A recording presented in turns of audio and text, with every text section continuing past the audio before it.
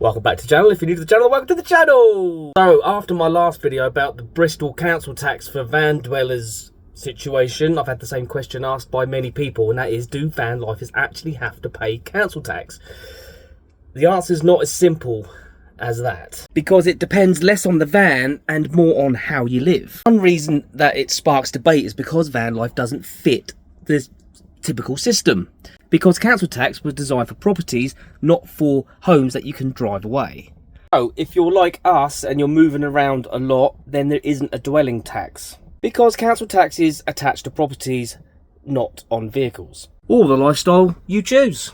But once a vehicle becomes static and you're using local facilities, water, bins, all that kind of thing, then the council may take a different view. And that's where it becomes more interesting. Like in Bristol, where they've got the meanwhile sites, people are paying £140 a month to park on a site that has water, and I don't think it's drinking water actually, and it has a bin. So what's the extra council tax covering? And underlying a lot of these discussions is something that's not often said out loud. There's sometimes a perception that van lifers are somehow freeloading, outside the system, if you will. And by not paying council tax, they're avoiding contributions that other people have to make. Whether this perception is fair or not is a different subject altogether and deserves further discussion, but it definitely influences people's view on the topic.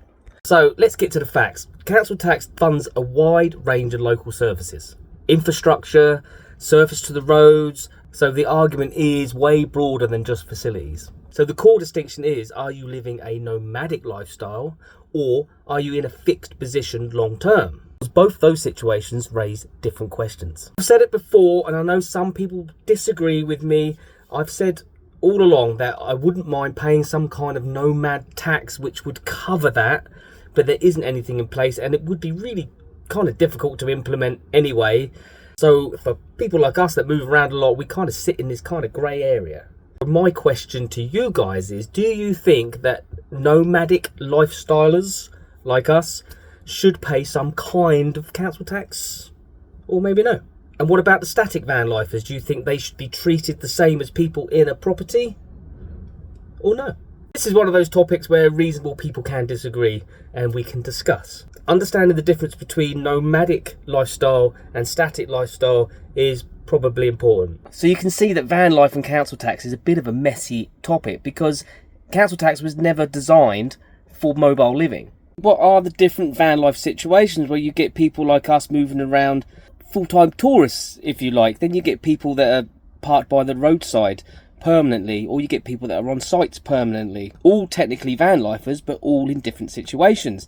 And which also brings us on to the housing crisis. Like I've said in the past video and past videos, is that some people are forced into van life because of a housing crisis. It's not necessarily a lifestyle choice. And also people see van lifers in different ways. Some people see van lifers as adventurous and independent, and other people see van lifers as freeloading and avoiding paying into the system. So if someone's paying for a pitch, paying for water, paying for bins, etc., and then they're whacked with a council tax bill on top of that, it almost feels like they're paying twice.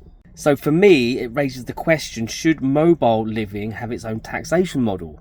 Because right now we kind of sit between categories. As van dwelling becomes more common, obviously councils are going to respond. But how they're going to do that, nobody knows yet. But it looks like they're doing something, or at least they're trying.